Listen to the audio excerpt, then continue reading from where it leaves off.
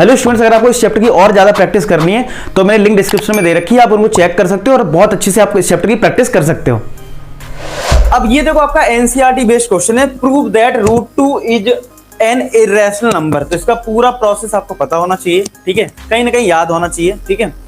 Paper में आपका √5 आ जाए, पेपर में आपका √7 आ जाए, एक ही तरीके से करने हैं, चाहे √5 आए, चाहे √7 आए, चाहे √3 आए, √3 आए। तो जैसे मैं आपको √2 का करवा रहा हूं वैसे ही आप कॉपी कर देना 3 के लिए। ये दो टाइप के क्वेश्चंस आते हैं, एक ये और अभी एक नेक्स्ट करेंगे। दो टाइप में घुमा फिरा के देते हैं, नंबर बदल देते हैं, डिजिट, आपको वैसे ही सॉल्व करना है, ठीक है।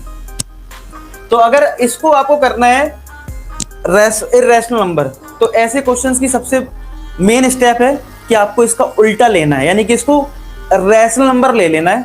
इसको आप ऐसे समझो कि पहले मैं इसको रैशनल नंबर मान लूंगा, कुछ स्टेप लिखूंगा, उसको सॉल्व करूंगा, उसके बाद बता दूंगा यार ये तो हमने जो लिया था ना वो गलत ले लिया, तो उससे वो प्रूव हो जाता है कि ये रैशनल नंबर है। देखो अगर मैं पहले बोलूं कि ये रैशनल नंबर है और बाद में बोल दूं यार मैंने जो लिया वो गलत लिया, इसका क्या मतलब है कि भाई वो इर्रेशनल नंबर है। आई बात समझ में? तो वैसे ही करते हैं इसको। तो इसमें हम लिखेंगे सबसे पहले लेट अस अज्यूम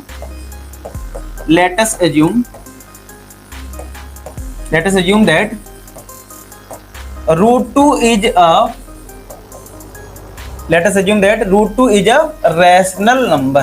क्या मान लिया हमने कि भैया ये एक रैशनल नंबर है।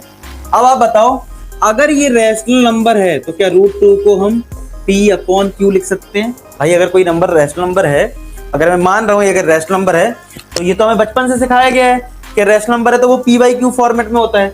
बस पेपर में एक लाइन और लिख देना, P and Q are co-prime number and their HCF equal to 1। अच्छा अब आपको सर ये लाइन क्यों लिखवाई आपने? देखो जैसे मैं तुमसे बोलूं एक रैशनल नंबर है 2/3, तो अगर मैं इन दोनों की बात करूं तो क्या ये को प्राइम नंबर है? अच्छा किसी को को प्राइम नंबर नहीं पता तो मैं बता दूं ऐसे नंबर जिनका HCF 1 हो। तो आप बताओ 2 और 3 का HCF कितना है? 1 है, ठीक है। तो इसीलिए लिख दिया, बता दिया कि भैया P और Q जो नंबर है वो को प्राइम नंबर है, भाई फ्रैक्शन में है, ठीक है, सिंपलीफाइड फॉर्म में है, तो उनका HCF क्या होना चाहिए? 1 होना चाहिए, तो इसलिए लिख दिया करना। अच्छा अब इसके बाद Q को इधर ले जाओ, तो √2Q इक्वल टू हो जाएगा P और स्क्वायर बोथ साइड कर दो, तो √2Q का whole square equal to P का स्क्वायर, तो ये आ जाएगा 2Q square equal to P square. ऐसा आ गया। इसको हम लिख, अब एक बताओ, अब जो 2 है ना वो अल्टीमेट किसको डिवाइड कर रहा होगा? 2 डिवाइड कर रहा होगा किसको? P स्क्वायर को। तो आप लिखोगे इसमें लाइन क्या? 2 डिवाइड्स P स्क्वायर। अच्छा पेपर में मान लो अगर यहाँ पे √3 आता तो क्या करते हैं? 3 लिख देते हैं। पेपर में यहाँ पे √5 आता तो 5 लिखते हैं। सेम तरीके से करना है, ठीक है। तो लिखोगे 2 डिवाइड्स P स्क्वायर। अगर 2 P स्क्वायर को डिवाइड कर रहा है तो 2 किसको डिवाइड करेगा? P को भी तो करेगा। इस वाले स्टेटमेंट को हम, ये काम का स्टेटमेंट है, मतलब याद रखना है। मैं सर इसमें एक बॉक्स बना देता हूं कि 2 डिवाइड्स P स्क्वायर। अच्छा किसी को डाउट भी आता है ऐसा क्यों? देखो मैं बताता हूं।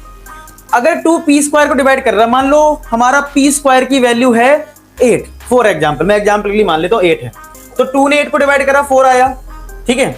मैं लिख देता हूं P मान लो 8 है यहाँ पे, तो 8 का स्क्वायर है, तो भाई सीधी बात है 2 इसको डिवाइड कर रहा है कि नहीं कर रहा है?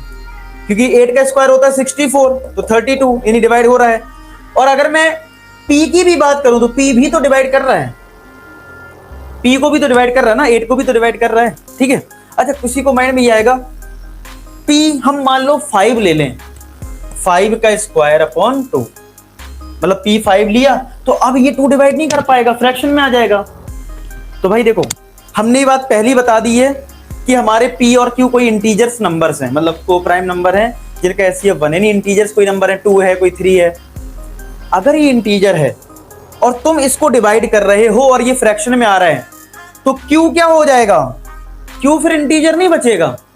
खुद सोचो ना, अगर मैं बोलूं यहाँ पे 2Q square equal to P square है, अगर मैं यहाँ पे बोलूं P 5 है मान लो, तो अब आप बताओ क्या यहाँ पे Q आपको इंटीजर नंबर मिल पाएगा? नहीं मिल पाएगा ना। इसलिए आपको P को क्या लेना पड़ेगा? ऐसा नंबर लेना पड़ेगा जिससे Q क्या है? एक इंटीजर नंबर आए। तो आप 4 ले लो, 8 ले लो, इस तरीके से नंबर लेना पड़ेगा कंडीशन को सेटिस्फाई करने के लिए। तो फाइनली अब मैं मान के चलता हूं, आपको ये समझ में आ गया कि भैया जो 2 है वो P को डिवाइड कर रहा है। ठीक है, अच्छा P को डिवाइड करने का मतलब है कि P के अंदर कहीं ना कहीं 2 छुपा है भाई, तभी तो 2 डिवाइड कर रहा है ना। तो इसका मतलब है P जो है वो कहीं ना कहीं 2 का मल्टीपल होगा भाई। P में 2 छुपा होगा तभी तो 2 डिवाइड कर पा रहा है। तो हमने मान लिया P किसके बराबर है, 2m, यानी 2 का मल्टीपल है। क्या है, 2 का मल्टीपल है। अच्छा, अगर ये 2 का मल्टीपल है, अगर ये 2 का मल्टीपल है तो इस P की वैल्यू जो 2m है वो यहां पे रखने जा रहे हैं, ये फर्स्ट कंडीशन में पुट करने जा रहे हैं। ठीक है, तो हमारे पास फर्स्ट कंडीशन में था 2q square equal to p square, तो p की वैल्यू जरा यहाँ पे 2m रख देते हैं, देखते हैं क्या आता है। तो आ गया 2q square equal to 4m square, 2 2 जा 4, तो q स्क्वायर आ गया 2m स्क्वायर, ये आ गया q square equal to 2m square आ गया। अब ये जो 2 है वो किसको डिवाइड कर रहा है, q स्क्वायर को डिवाइड कर रहा है। जो ये 2 है वो किसको डिवाइड कर रहा है, q स्क्वायर को डिवाइड कर रहा है। तो आप लिखोगे 2 डिवाइड्स q स्क्वायर, क्या हो जाएगा, अब लिखोगे आप 2 डिवाइड्स q स्क्वायर। तो जैसे p स्क्वायर को डिवाइड करा था, अब यहां पे क्या हुआ है, q स्क्वायर को डिवाइड कर रहा है, तो अब फिर लिख दोगे 2 डिवाइड्स q, 2 डिवाइड्स q। तो आप देख पा रहे हो कि 2p को भी डिवाइड कर रहा है, 2q को भी डिवाइड कर रहा है। तो आप लिखोगे 2 divides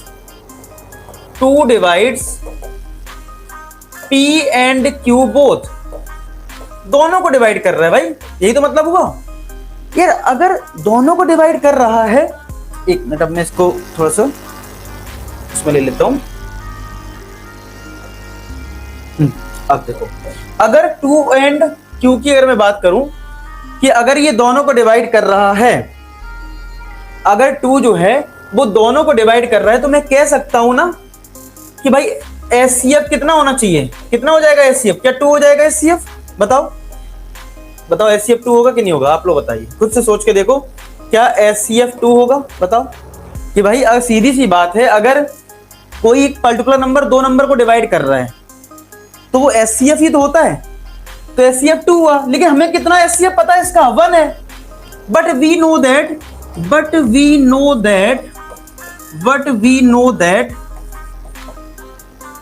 their HCF equal to, but we know that their HCF equal to 1।